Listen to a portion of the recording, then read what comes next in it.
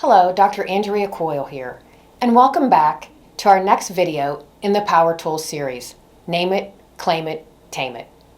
Now let's get started.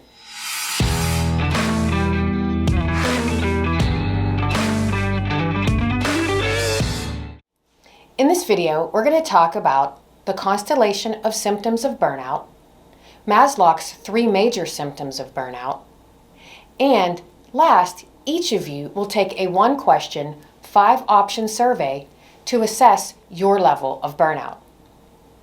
Well before COVID-19 started its devastating march across the globe, healthcare providers, specifically nurses, were experiencing high rates of burnout. Current literature states that nursing burnout is as high as 50%, and in some clinical environments, such as the intensive care units and the emergency room, burnout is as high as 80%. While common, it is important to note that burnout is not normal or inevitable. So first, let's take a look at the constellation of symptoms of burnout. Being critical or cynical is one of the symptoms of burnout. In my work with clinical nurses, I hear statements like, "One more pilot study? Do you think we really have time for that?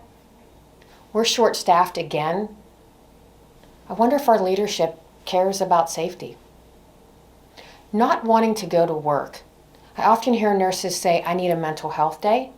I don't want to go to work because I'm fearful I'm going to have more patients than I can take care of." When you don't want to go to work, it leads to absenteeism, turnover, and presenteeism. Being irritable and impatient. I've heard nurses say, "I don't want to go into room 15. That family member is really taxing on my patients." Being irritable and impatient can also mean, "Oh, yeah, sure, just add one more thing to my to-do list." Lacking energy to be productive, and this one kind of scares me. What happens when you lack the energy to be productive is sometimes errors happen, mistakes happen, and sometimes care gets missed. Using food or alcohol to feel better or simply not to feel at all. In my focus group that I conducted, I had a few nurses say to me, "I have to drink wine every night so I can fall asleep at night." Or, "I'm a stress eater, so I eat, and I've gained 15 pounds. Another nurse shared with me, "I'm so tired, I don't have time to take care of myself and exercise." Experiencing changes in sleeping patterns is a big one. And a nurse once explained to me that he had stress dreams, and I was unfamiliar with the term stress dreams. So he explained to me that it is a dream, and during the dream there is a stressful event occurring that causes anxiety or nervousness. And when you wake up, you feel the nervousness and anxiety from the dream, and it can maybe persist throughout the day.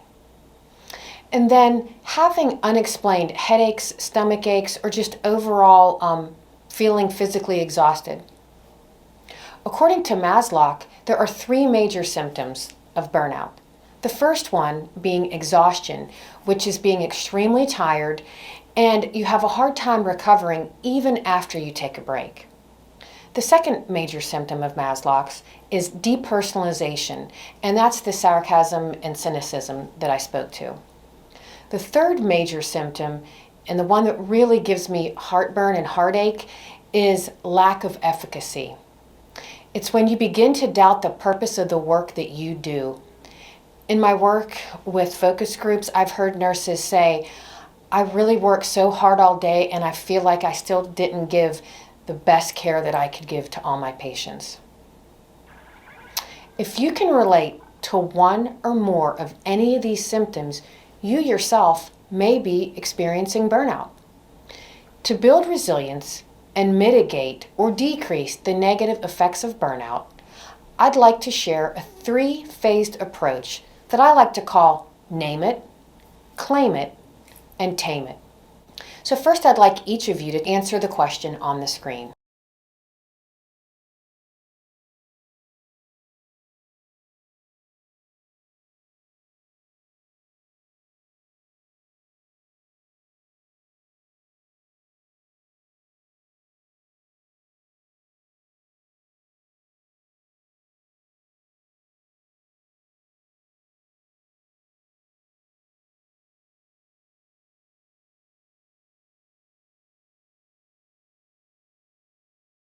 Then, if you scored or ranked yourself a 3, 4, or 5, you are burning out and now is time to take action.